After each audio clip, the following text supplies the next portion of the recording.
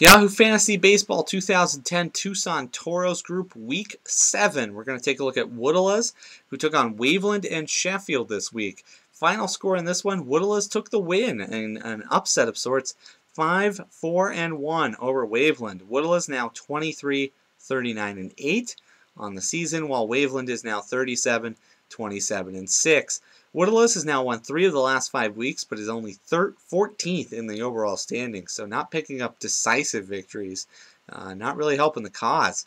Waveland and Sheffield followed up a 9-0-1 stomping of Bronx Bombers with a bad loss, really, to a bottom team right now in the standings. So Waveland should probably be disappointed with the performance this week. Woodalas set a season high in average, set a season low in runs. Also hasn't had a save since week 1. That's something the ownership may want to address. While Waveland and Sheffield set a season high in runs, but set season lows in homers and wins. Interesting stats though. 3 of the last 4 weeks, the total runs posted by Waveland was 36. And in the last 3 weeks, 6 homers. So very consistent offense out of Waveland, for better or worse.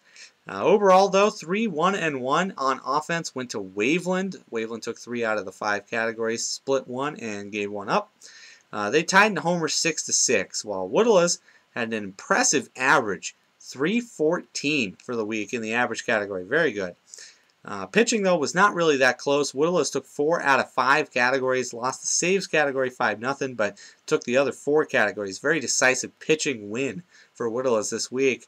On offense, Waveland got all players at least a run, and 8 players had at least 3 runs, while 6 players had 4 or more RBIs. Just 1 player hit over 300, though. That's kind of rough. And some interestingly odd struggles. Carlos Lee, for example, 2 homers. He only hit 185 for Waveland and Sheffield this week. Manny Ramirez, no homers. He hit just 200 for the week. And Albert Pujols, the #1 pick by many, #2 pick in this draft, no homers, no RBIs. So very interesting week for Pujols.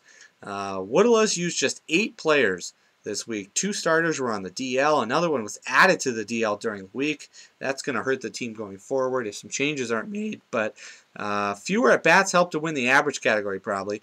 And Troy Tulowitzki helped out the cause too for Woodalas. 3 homers and a .357 average to carry the team. Overcame Ronnie Belliard hitting 167 for the week. Woodalas was really lucky the damage wasn't worse though on offense. Woodalas really didn't have anything to put up much of a fight for the week. Just kind of posted up some numbers, and Waveland didn't really shut the door in any categories, so kind of a lingering, lackadaisical result out of both teams really on the offensive side. On the pitching side, Woodalas, fantastic week. Only sore spot was Mike Adams, a 7.71 ERA and a 2.14 whip for the week out of the bullpen for the Padres. But Chris Carpenter, Kevin Slowey, and Ian Kennedy all picked up wins for Woodalas. That's big. And Waveland and Sheffield got no wins this week. Bad weeks out of Andy Pettit, Barry Zito, Felix Hernandez, and John Roush. Francisco Rodriguez picked up 3 saves. The rest of the closers did fairly well to overcome John Roush's surprise struggles.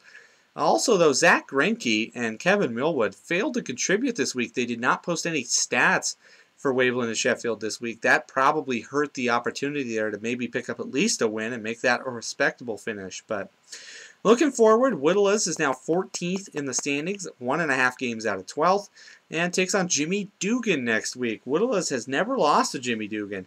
Despite Dugan being one of the top teams in the league, you gotta like Woodalas' chances going into that one. Waveland and Sheffield, 4th in the standings overall. Off to a good start to the season despite this loss. Is now 6.5 games out of 1st and is taking on dead last Derek Lowe equals Cheater next week. So should be, and I stress should be, a win for Waveland and Sheffield. We'll see how things turn out, and see you back for Week 8 Tucson Toros.